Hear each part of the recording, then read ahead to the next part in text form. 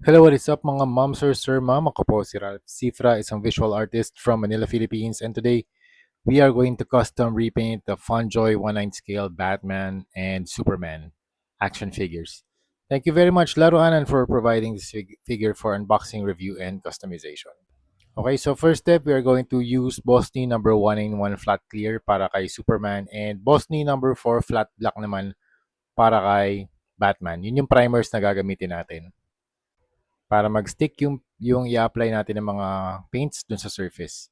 So ito first, Hero Paints Gunmetal. So apply natin using a dry brushing method.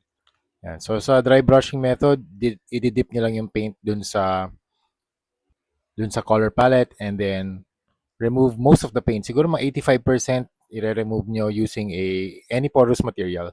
And then i-drag nyo yung paint across the surface. So ang tatamaan lang niya yung mga nakaangat na areas. Yung mga naka-recede na areas, hindi niya na malalagyan ng paint. So nagke-create siya ng illusion na weathered siya. Tapos na-emphasize pa yung ibang sculpt. And then yan, nagkakaroon din ng additional layer of highlights.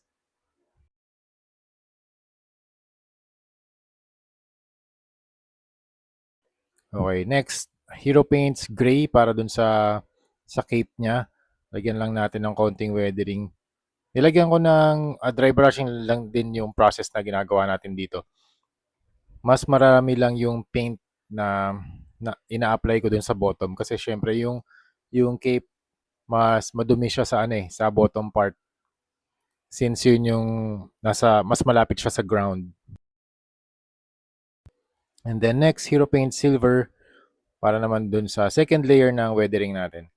Para lang mas ma-highlight yung mga weathered na parts. Ang ganda nga ng gawa ni Funjoy dito since battle damage yung Batman nila, yung chest armor para siyang melted.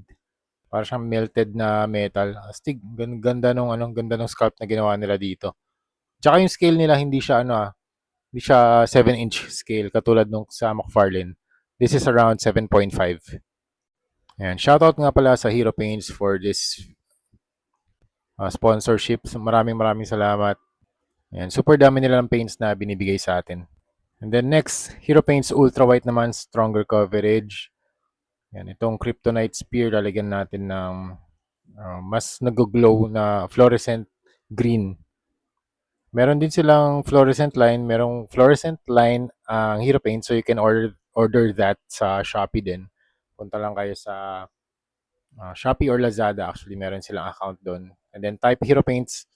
Tapos, pili na lang kayo doon kung ano yung gusto nyong mga fluorescent na colors. Pero ang ganda nung fluorescent yellow and fluorescent green.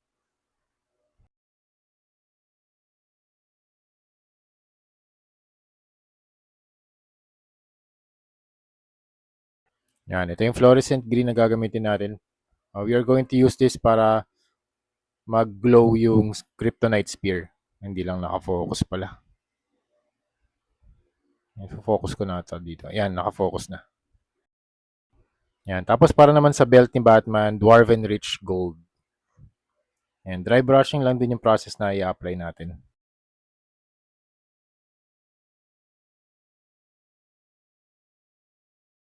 Yan. Tapos para sa face niya, nag-apply lang din ako ng red wash dun sa flesh para mas mukha siyang bloody and then mas magkaroon parang red na hue. Tapos dun sa mata niya, nag-add na lang din ako ng mas marami pang red na wash para mukha talaga siyang bloodied na Batman face. Para dito naman kay Superman, same lang yung process. Gunmetal din yung ginamit ko rito para dun sa kanyang body para mas magkaroon ng additional layer of weathering. Yan. And there you have it. Done na si Superman and Batman. Actually, wala na akong ginawa dun sa face. Yung hair lang yung pininturahan ko dyan.